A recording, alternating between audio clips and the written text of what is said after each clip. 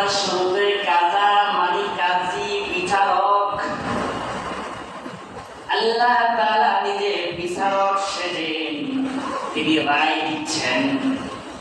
আল্লাহ বিচারক, তিনি রায় ঘোষণা করতেছেন, আল্লাহ তা'বুদু ইল্লা ইয়্যা, যে আমি আল্লাহ ছাড়া কারো ইবাদত করা যাবে না, আল্লাহ ছাড়া কারো গোলামি করা যাবে না, আল্লাহ ছাড়া কারো দাসত্ব করা যাবে না, কারো কাছে মাথা নত করা যাবে না। আল্লাহ তাই আদেশটা করে দিলেন, আল্লাহ তা'বুদু ইল্লা ইয়্যা। শুরুতে তিনি বললেন কাজা মানে কাজী। কাজী আরবি শব্দ, বাংলা মানে বিচারক। যদিও আমাদের দেশের ভাষায় কাজী বলতে যে বিবাহের রেজিস্ট্রি করে তাকে বোঝায়, ঠিক না? বিবাহের রেজিস্ট্রিতে করে তাকে কাজী বলেন। তাই দেখবেন বিভিন্ন জায়গায় লেখা থাকে এটা কাজী অফিস, কিন্তু এগুলো সে ভুল শব্দ, শব্দের অপব্যবহার। আসলে কাজী শব্দের অর্থ বিচারক, যিনি বিচার করেন। আল্লাহ তাআলা হলেন কাজী, তিনি বিচারক। আল্লাহ তাআলা বিচারক হয়ে তিনি এবার রায় ঘোষণা দিচ্ছেন। এখানে অনেকগুলো রায় দিচ্ছেন। এখন আল্লাহ তাআলা যে রায়গুলো দেন এগুলো আপনার আমার বুঝে আসুক বা না আসুক, বিনা প্রশ্নে মেনে নিতে হবে। দুনিয়ার কোন আদালতে আপনি কোন মামলা করছেন, আদালতের রায় যে রায়টা আসলো বিচারক রায় দিল, ওই রায় দিয়ে আপনারা বুঝে না আসে, মনোভূত না হয়, আপনার মন যেটা বলেছে এইভাবে রায়টা আসে নাই, তাই আপনি ওই রায়টাকে চেঞ্জ করে অর্থাৎ আপনি আপিল করতে পারবেন। আপনি মামলা করেছেন জজ কোর্টে, জজ কোর্ট থেকে রায় আসলো, রায় আপনার পছন্দ হলো না, মনোনীত হলো না, ভালো লাগলো না, কিন্তু আপনি ওই রায় পছন্দ, ওই রায় মানেন না, ওই রায় আপনি মানবেন না, এই কথা বলার সুযোগ নাই। কারণ যদি আপনি না মানেন তাহলে আদালত অবমাননার মামলা হবে। বরং আপনি বলতে পারবেন ওই রায়টা আমার পছন্দ হয় নাই, মনোনীত হয় নাই, বুঝে আসছে না, তাই আমি আপিল করব। আপনার আপিল করার সুযোগ আছে। তাই আপনি আপিল করার জন্য চলে গেলেন হাইকোর্টে। হাইকোর্টের বিচারপতি রায় দিল, যে রায় আসলো ওই রায় আপনার পছন্দ হলো না, মনোনীত হলো না, ভালো লাগলো না, কিন্তু রায় মানেন না, এই কথা বলার সুযোগ নাই। আপনি বলতে পারেন আমি রায়টা আমার বুঝতে আসে নাই, তাই আমি আপিল করব। আপিল করার সুযোগ আছে, আপনি যেতে পারবেন সুপ্রিম কোর্টে, সর্বোচ্চ আদালতে। সর্বোচ্চ আদালতে গেলেন, কি এখানে আপনি মামলা করলেন, সর্বোচ্চ আদালতের প্রধান বিচারপতি যে রায় দিয়েছে ওই রায় যদি আপনার পছন্দ না হয়, ভালো না লাগে, মনোনীত না হয়, তাহলে কিন্তু ওই রায় আপনি মানতে বাধ্য। কারণ এর উপরে বাংলাদেশে আর কোনো আদালত নাই। ওই রায় আপনাকে মানতে হবে, এটা মানতে আপনি বাধ্য। তো ওই যে আদালতের বিচারক রায় ঘোষণা করছে, ওই রায় যেমন আপনি মানতে বাধ্য। আল্লাহ তাআলা যে রায় দিচ্ছেন ওই রায় আপনাকে মানতে হবে, না মেনে কোনো উপায় নাই। কারণ যে বিচারক ওই রায় দিচ্ছে ওই বিচারকদেরও বিচারককে, যে বিচারক রায় দিচ্ছে দুনিয়াতে মিথ্যা রায় দিয়ে মানুষকে ফাঁসিয়ে দিচ্ছে, ওই বিচারকদের বিচারক একজন করবেন আল্লাহ তিনিও সকল বিচারকের বিচারক। আলাইসাল্লাহু বিআহকামিল হাকিমিন। আল্লাহ বলেন সব বিচারকের মাঝে সব বিচারকের বিচারক। দুনিয়ার জজকোর্টের বিচারক বদলাইছে, আপনি চলে গেলেন হাইকোর্টে। হাইকোর্টের বিচারক আপনার বিচার চেঞ্জ করতে পারেন, কিন্তু জজকোর্টের বিচারকের ভুল আপনাকে রায় দিয়ে দিল, এইটার জন্য জজকোর্টের বিচারকের বিচার করার অধিকার হাইকোর্টের বিচারকের নাই। এবার আপনার হাইকোর্টে গেলেন, হাইকোর্টের বিচারক যে রায় ঘোষণা করেছেন এটা মনোভূত হয় নাই, ভুল রায় দিয়েছে, আপনার নামে ফাঁসি রায় দিয়েছে। এবার সুপ্রিম কোর্টের বিচারক আপনাকে খালাস দিয়ে দিয়েছে। এবার সুপ্রিম কোর্টের বিচারকের তার অধিকার আছে, তাই আপনাকে খালাস করে দিল, কিন্তু হাইকোর্টের বিচারক আপনাকে ফাঁসি রায় দিয়ে দিয়েছে, তার বিচার করার অধিকার সুপ্রিম কোর্টের বিচারকের নাই। কিন্তু দুনিয়াতে যত বিচারক আছে সব বিচারককে আল্লাহ একদিন বিচার করবেন, কারণ দুনিয়ার বিচারকেরা দুনিয়ার লোভে পড়ে, দুনিয়ার ভালোবাসায় পড়ে, অর্থের লোভে পড়ে। তারা এখন দেখা যায় মিথ্যা মামলা সাজায়া আলেমদেরকে জেলে বন্দী করে রাখে, আলেমদেরকে বিপদে পালায় রাখে, মিথ্যা মামলা দিয়ে মানুষকে হেনস্থ করে। তারা নিজেরা কিছু করে না, ওইখানে বলে দেয়, যা বলে ওই অনুযায়ী রায়টা দিয়ে দেয়। তাহলে এই যে রায় দিচ্ছে প্রতিটা রায়ের জবাব আল্লাহর কাছে দিতেই হবে। রাসূলুল্লাহ সাল্লাল্লাহু আলাইহি ওয়াসাল্লামের মতো মহামানব তিনি যখন মক্কায় ইসলামের দাওয়াতি কাজ করতেছেন, তখন তার বিরুদ্ধে লেগে গেছে কিছু কাফেরের দলেরা। আবু জাহেল তার অন্য দোয়ার বৈঠকে বসে সিদ্ধান্ত নিলেন মুহাম্মদ ইবনে আব্দুল্লাহর বেটা মুহাম্মদ, তাকে হত্যা করা লাগবে। নাউযুবিল্লাহ। 100 যুবককে চিহ্নিত করলেন, 100 যুবকের হাতে 100 তরবারি থাকবে, তরোয়ার থাকবে। ওই ওই কাফেরদের সংসদ থেকে বিচার প্রধান প্রেসিডেন্ট আবু জাহেল রায় ঘোষণা দিল, রায় করে দিল মুহাম্মদ ইবনে আব্দুল্লাহকে আজকে রাতে তার ঘরে চারপাশে যুবকরা দাঁড়ায় থাকবে, 100 যুবক 100 তরবারি নিয়ে। আচ্ছা বলুন তো, একজনকে মারার জন্য 100 যুবক দরকার, 100 তরবারি দরকার, মানে তারা শক্তি দেখা গেছে, দেখো আমাদের শক্তি কত আছে। এবার 100 যুবক আসবে, 100 যুবক প্রিয় নবী ঘরের চারপাশে দাঁড়ায় থাকবে। সিদ্ধান্ত যে রায় ঘোষণা করলো, তারা ভাবলো যে 100 যুবক একসাথে মিলে তাকে হত্যা করে, তাহলে কোন বংশের কে মারছে এটা তথ্য খুঁজে পাবে না। এবার যখন এই রায়টা দিয়ে দিল আবু জাহেল, দেওয়ার পরে আল্লাহ তাআলা বিশ্ব নবীকে জিবরাইলের মাধ্যমে জানায়া দিলেন, জিবরাইল পাঠায়া দিলেন, ও জিবরাইল যাও আমার নবীকে গিয়ে বলো মক্কা আছে মদিনায় চলে যাওয়ার জন্য রাতের আধারে। রাসূলুল্লাহ সাল্লাল্লাহু আলাইহি ওয়াসাল্লাম মক্কা ছেড়ে মদিনায় চলে যাচ্ছেন, হিজরত করছেন রাতের আধারে। প্রিয় নবী চলে যাচ্ছেন মক্কা থেকে মদিনায় রাতের আধারে।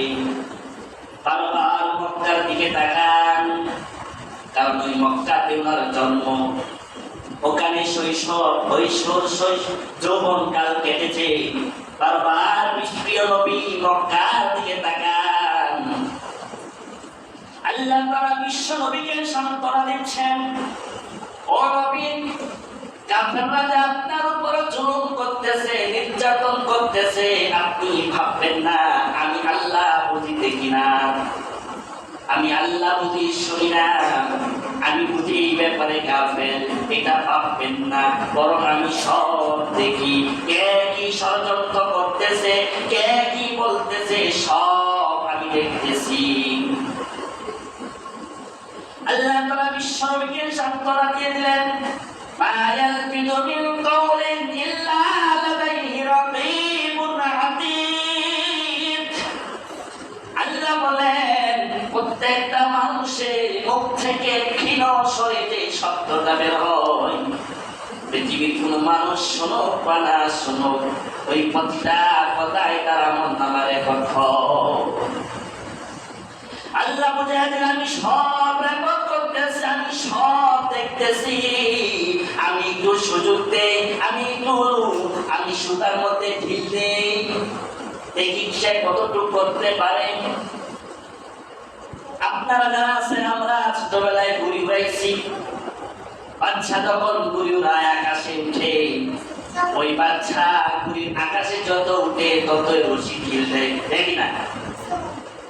সে কোনো চিন্তা করে না, কোনো টেনশন করে না, বরং সে খুশি হয় আরেকজনকে দেখে বলে দেখো আমার ঘুড়ি কত উপরে গেছে, অনেক খুশি। মানে ঘুড়ি যত উপরে যায় সে ততই সুতার চাপতেই থাকে, তার কোনো টেনশন নাই, চিন্তা নাই, কারণ সে তো জানে নাটাই তো আমার হাতে আছে। সন্ধ্যা যখন হবে নাটায় আমি টান দিব, সে মাটিতে আসতে বাধ্য হবে। আল্লাহ তাআলা বুঝালেন আমি রশিতে ঢিল দেই, আমি রশিতে ঢিল দেই, কিন্তু যখন আমি ধরি তখন ছাড়ি না, আমি ছাড়তে কিন্তু ছেড়ে দেই না। ইন্না বাতশা রাব্বিকা লাশাদীদ। আল্লাহ বলে নিশ্চয় আমার ধরা অনেক কঠিন। আল্লাহ তাআলা ছাড়তেন জালেমদেরকে, কিন্তু ছেড়ে দেন না। তিনি মাঝে মাঝে গজব দিয়ে একটু দেখান যে আমি আছি তোদেরকে ধরব। আল্লাহ ছাড়তেন, ছেড়ে দেন না, মাঝে মাঝে জালেমদেরকে ধরেন। বাস্তবতা বোঝানোর জন্য বলছি, বর্তমান দুবাই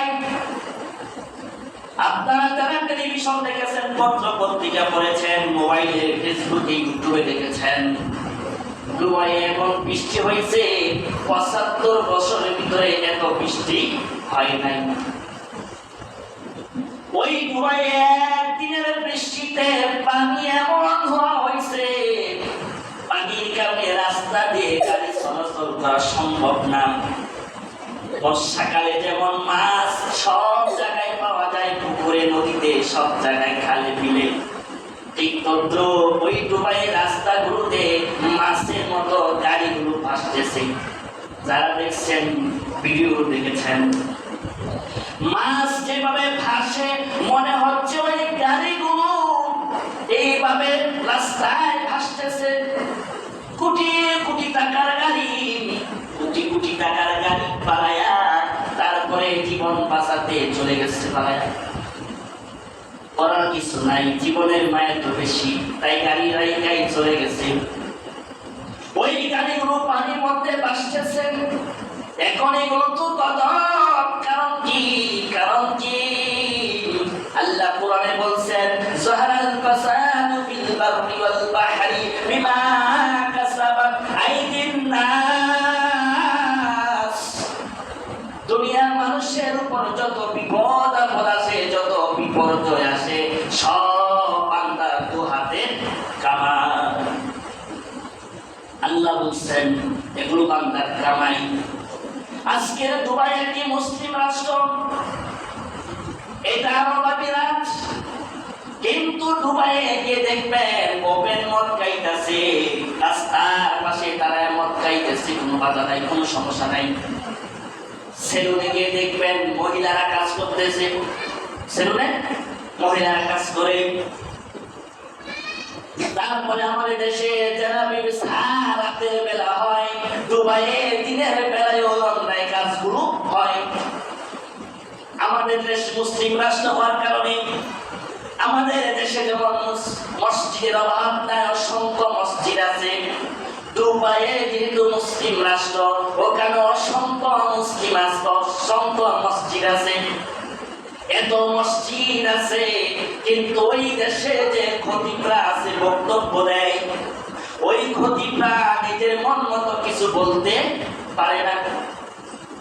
আমি এখানে কথা বলতেছি আমার মন মতো, কিন্তু দুবাইতে যে মসজিদগুলো আছে যেখানে খুতবা হয়, জুমার খুতবা হয়, ওই মসজিদগুলোতে ওই মসজিদে খতিবরা নিজেরা মন মতো কিছু বলতে পারে না। রাষ্ট্রপ্রধান প্রতি জুমার দিন তাদের জুমার খুতবা দেওয়ার জন্য একটা সিলেবাস তৈরি করে দেয়। ওই রাষ্ট্রপ্রধান যা কিছু বলে তাই বলা লাগে, এর বাইরে বলার সুযোগ নাই। ৫-৭ জন মিলে একসাথে যদি বসে ইসলামী আলোচনা করে তাহলে ধরে নেওয়া যায়। এই হলো তাদের অবস্থা। দুবাই একটি মুসলিম রাষ্ট্র, আরব আমিরাতের অংশ। ওইখানে মন্দির বানানোর জন্য মুসলিম রাষ্ট্র তার ব্যবস্থা করে দিছে। ওই দুবাইয়ের মতো একটা মুসলিম রাষ্ট্র হওয়ার পরও তারা ইসরায়েল নামক ইহুদিদের পক্ষ নিয়ে ফিলিস্তিনের বিরোধিতা করে মুসলমানদের বিপক্ষে চলে গেছে। অত্যাচার, নির্যাতন, জুলুমের একেবারে সীমার বাইরে যখন চলে যায়, তখন আল্লাহ তাআলা একটু দেখায়, একটু গজব দেয় সতর্ক হওয়ার জন্য, কিন্তু বান্দা বুঝে না, ফিরে আসে না। তারা ফিলিস্তিনের পক্ষ নিল না, তারা পক্ষ নিয়েছে ইসরায়েলের। ফিলিস্তিন মুসলিম রাষ্ট্র, তারা আমার ভাই। মুসলমান এমন একটা বিষয়, প্রিয় নবী বলছেন, মুসলমান সব মুসলমান মিলে একটা দেহের মতো। আমার পায়ে আঘাত যদি পাই মাথায় অনুভব হয়, হাতে আঘাত পাইলেও মাথায় অনুভব হয়, পেটে আঘাত পাইলেও মাথায় অনুভব হয়। প্রিয় নবী বুঝালেন, মুসলমান সব মিলে একটা দেহের মতো। আফ্রিকার জঙ্গলের ভিতরে যদি একটা মুসলমান দিনের কারণে, ইসলামের কারণে নির্যাতিত হয়, ওই কথা যদি আমার কানে পৌঁছে, মুসলমান হিসেবে আমার অন্তর কষ্ট পাওয়া লাগবে।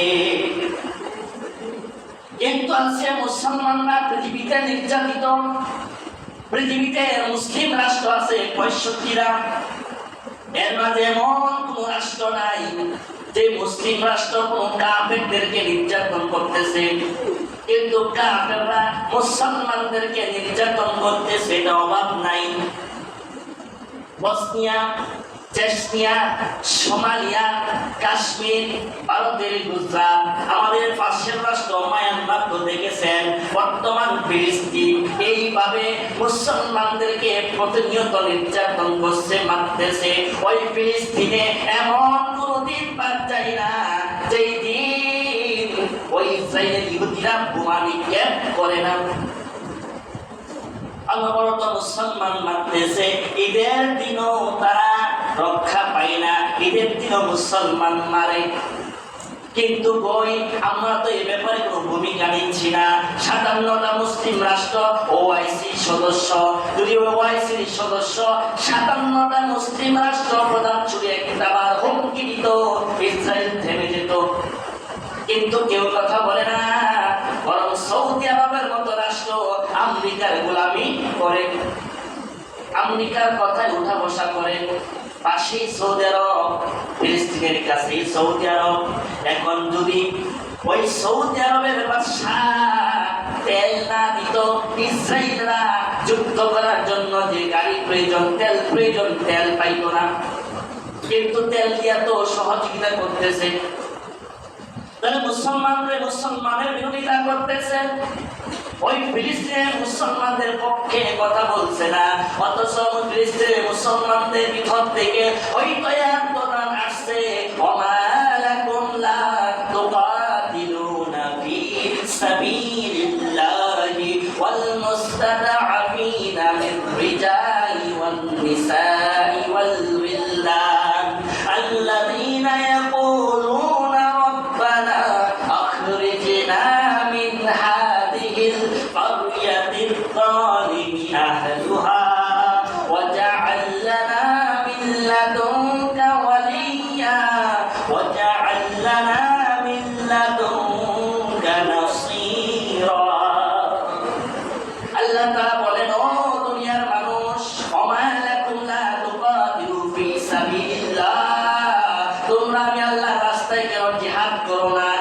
যুদ্ধ করো না। ওই বৃদ্ধ নারী পুরুষ শিশু তাদের জন্য তোমরা কেন যুদ্ধ করো না? যারা চিৎকার দিয়ে বলতেছে আল্লাহ, এই জনপদের মানুষরা বড় জালেম, বড় জালেম, বড় জালেম, তাদের ভিতর থেকে আমাদেরকে বের করে নিয়ে আসো, আমাদের জন্য অভিভাবক পাঠাও, আমাদের জন্য সাহায্যকারী পাঠাও। তারা চিৎকার দিয়ে বলতেছে, কিন্তু ওই অভিভাবক সাহায্যকারী কেউ তো যাচ্ছে না, কেউ এগিয়ে যাচ্ছে না। যার কারণে আজকে পৃথিবীতে মুসলমানরা নির্যাতিত। শুধু ফিলিস্তিন নয়, ফিলিস্তিন নয়, আমরা বাংলাদেশ মুসলিম রাষ্ট্র হওয়ার পর আমরা নিজেরাও নিরাপদ নয়, বিধর্মীরা আমাদেরকেও অত্যাচার করে। আপনারা দেখেছেন, আমি বাস্তবতা বেশিরভাগ তুলে ধরি, এটা অভ্যাস। যারা মিডিয়াতে দেখেছেন, ফেসবুকে দেখেছেন, টেলিভিশনে দেখেছেন, ফরিদপুর জেলায় দুইজন ভাইকে হিন্দুরা মাইরা ফেলছে। কত বড় কঠিন বিষয়! ওখানে হিন্দুদের বসবাস বেশি। ঘটনা জানতে পারলাম, কিন্তু ইউটিউবে বেশিরভাগ যে হিন্দুদের মন্দিরে আগুন, হিন্দুদের মন্দিরে আগুন। কিন্তু আমি সব কিছু তথ্য জানলাম, জানার পরে সঠিকটা এটাই পেলাম যে ওই মন্দিরের কাছে একটা প্রাইমারি স্কুল, ওই স্কুলে কাজ চলতেছে, রাজমিস্ত্রি কাজ করতেছে, নির্মাণ করতেছে, বিল্ডিং এর কাজ করতেছে। ওই শ্রমিকরা এখানে কাজ করে। ওই যে বিল্ডিং এর কন্ট্রাক্টর, তার কাছে ওই হিন্দুরা টাকা চাইছে। হিন্দুদের বসাবট যেহেতু বেশি, ওখানকার নেতা তো হিন্দুরা, তাই কন্ট্রাক্টরের কাছে টাকা চাইল। কন্ট্রাক্টর টাকা দেয় নাই, তাই তারা ওই কন্ট্রাক্টরের যে শ্রমিকরা আছে এদেরকে মার করছে। এক পর্যায়ে কোন একটা রুমের ভিতরে নিয়ে ইট দিয়ে মাথার মধ্যে আঘাত করছে। এক পর্যায়ে দুইটা ভাই মারা গেছে। ওই ভাইদের তাদের মায়ের আহাজারি শুনলাম। ওই মা বলতেছে, আমার দুইটা সন্তান মাত্র, একটা ছেলেকে বাঁচায় রাখতো, তারপরও আমি মা ডাক শুনতে পেতাম। দুইটা ছেলে মারা গেছে। এমন অবস্থা কেন হলো? এখন মন্দির আগুন হওয়ার কারণ হলো তারা যখন দেখছে দুইজন মানুষ মেরে ফেলছে, অবস্থা বড় কঠিন, তাই নিজেরা গিয়ে মন্দিরে আগুন লাগাইছে। নিজেরা আগুন লাগাইয়া এখানে হিন্দুদের বসবাস বেশি হওয়ার কারণে মুহূর্তের মধ্যে তারা মিছিল শুরু করে দিছে যে মুসলমানরা মন্দির আগুন দিচ্ছে, মুসলমান কেন মন্দির আগুন দিচ্ছে। তারা নিজেরাই কুকর্ম ঘটায়া মুসলমানের উপর ছাপায়া দিচ্ছে। আজকে বাংলাদেশও মুসলমান নিরাপদ নয়, নিরাপদ নয়। ওখানে মুসলমান মারে, ফিলিস্তিন তো দূরের কথা, বাড়ির কাছে মুসলমান মারে। এখানে আমরা প্রতিবাদ করতে যাই না, না যাওয়ার কারণে দিন দিন কাফেররা মুসলমান মারতেছে। এখন যদি আমরা তাদের কাছ থেকে মুক্তি পেতে চাই, আমরা যদি জালেমের জুলুম থেকে নিরাপদে থাকতে চাই, মাথা উঁচু করে দাঁড়াতে চাই, তাহলে আমাদের হযরত শাহজালাল রাহমাতুল্লাহি আলাইহির মতো ভূমিকা নেওয়া লাগবে। যদি আমরা হযরত শাহজালালের মতো ভূমিকা নিতে পারি, তাহলে গৌরবদের অনুসারীরা পালাতে বাধ্য হবে।